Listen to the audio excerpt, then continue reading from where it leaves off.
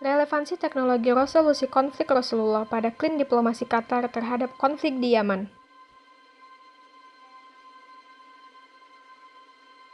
Apakah yang terjadi di Yaman? Dan mengapa konflik Yaman terjadi?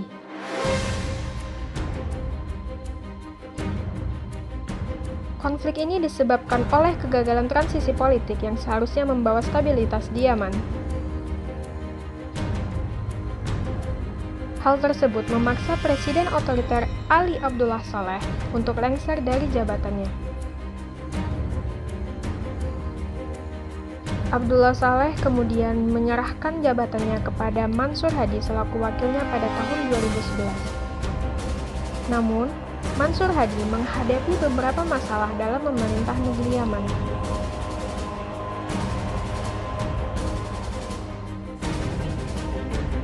Masalah-masalah yang dihadapi Mansur Hadi berupa 1. Kelaparan. Sekitar 18 juta orang diperkirakan akan mengalami kelaparan, terutama anak-anak. Kedua, masalah pengangguran. Sebanyak 12,39% penduduk di Yaman merupakan pengangguran.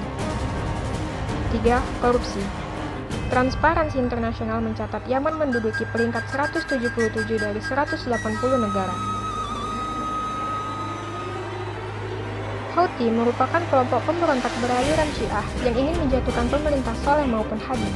Houthi sempat dipimpin oleh Hussein dan sekarang dipimpin oleh Abdul Malik.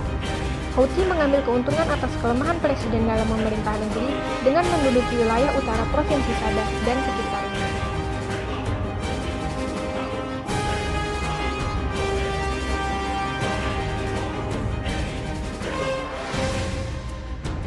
Perang saudara di Yaman terjadi dan semakin memburuk. Kedua belah pihak baik pemerintah maupun kelompok Houthi saling menyerang sehingga menghancurkan gedung-gedung dan rumah-rumah. Sekitar 50.000 orang tewas, anak-anak kehilangan orang tua, rumah, sekolah, bahkan masa depan. Dan pada tahun 2007, Qatar datang sebagai mediator.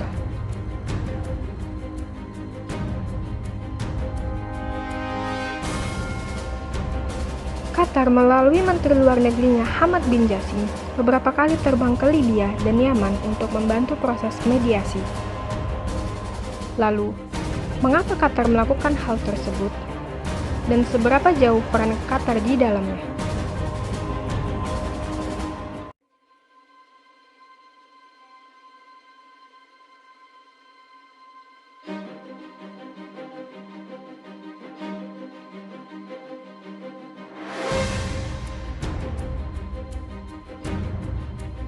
Qatar digambarkan sebagai negara yang memiliki soft power diplomasi proaktif yang luar biasa dalam hal mediasi konflik.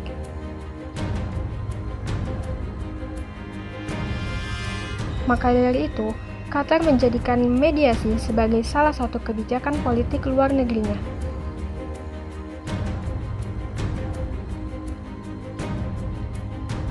Mehwan Kamrafa menulis dalam sebuah buku yang berjudul Qatar, Small States, Big Politics, bahwa mediasi Qatar telah muncul sebagai alat untuk meningkatkan kekuatan dan citra global.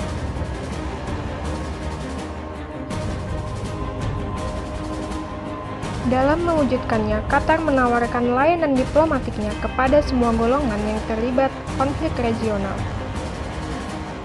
Lalu, apakah tujuan dari mediasi Qatar?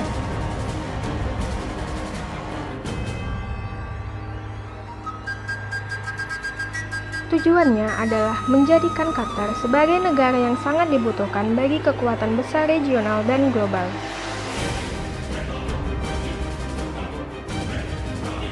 Qatar juga menjadikan dirinya sebagai negara yang tidak memihak atau netral sebagai bentuk kebijakan klaim diplomasi. Pada tahun 2007, Qatar hadir sebagai mediator dalam konflik regional yang terjadi di Yaman antara pemerintahan dan kelompok Houthi. Kemudian pada tahun 2008, perjanjian damai di antara keduanya ditandatangani di Doha, Qatar.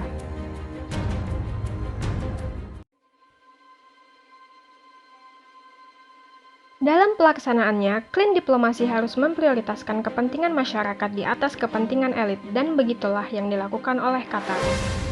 Qatar memiliki beberapa karakteristik yang mendukung perannya sebagai mediator konflik. Pertama, karakteristik impartial atau tidak memihak. Kedua, Qatar merupakan small states, big politics yang memiliki pengaruh. Ketiga, Qatar merupakan negara dengan integritas. Keempat, adalah kemampuan Qatar dalam bernegosiasi, kesabaran, empati, independen, dan fleksibilitas. Karakteristik-karakteristik tersebut dekat dengan nilai-nilai Islam yang mengajarkan tentang equality atau persamaan dan dengan tuntunan hukum-hukum Al-Quran. Teknik mediasi juga diaplikasikan pada konflik yang terjadi antar pemuka kaum suku Quraisy saat penentuan peletakan Hajar Aswad. Para pemimpin kaum berselisih tentang siapa yang pantas dan berhak untuk meletakkan batu Hajar Aswad kembali ke Ka'bah. Kemudian, pemuka kaum Quraisy menunjuk Rasulullah Shallallahu Alaihi Wasallam sebagai mediator untuk menengahi dan menjalankan teknologi resolusi konflik bernama Participatory Resolution. Beliau kemudian meletakkan Hajar Aswad di atas kain yang tiap ujungnya dipegang oleh tiap pemimpin suku, sehingga masalah tersebut terselesaikan.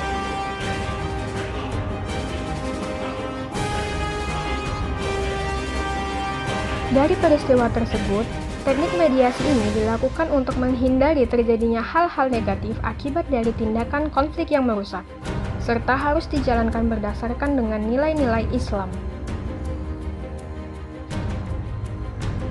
Dengan begitu, Qatar sebagai negara Islam telah menerapkannya dalam menengahi konflik Yaman sehingga terjadinya suatu kesepakatan.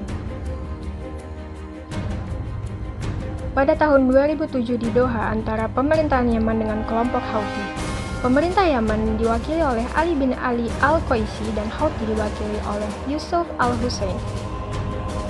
Isi kesepakatan tersebut adalah: pertama, Houthi harus meninggalkan tempat strategis mereka yang terletak di Gunung Sada. Kedua, dan sebagai gantinya, pemerintah Yaman harus melepaskan tahanan dari kelompok Houthi.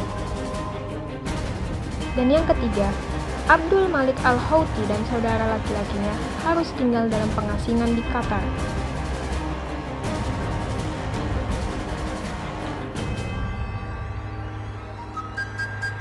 Namun, kesepakatan pada tahun 2007 tersebut tidak dijalankan secara sempurna oleh kedua belah pihak, dan pada 2008 kembali ditandatangani perjanjian damai antar keduanya.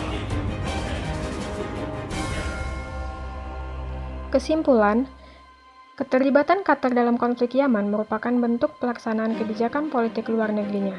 Qatar menerapkan teknologi resolusi konflik partisipatori Rasulullah yang terbukti masih relevan.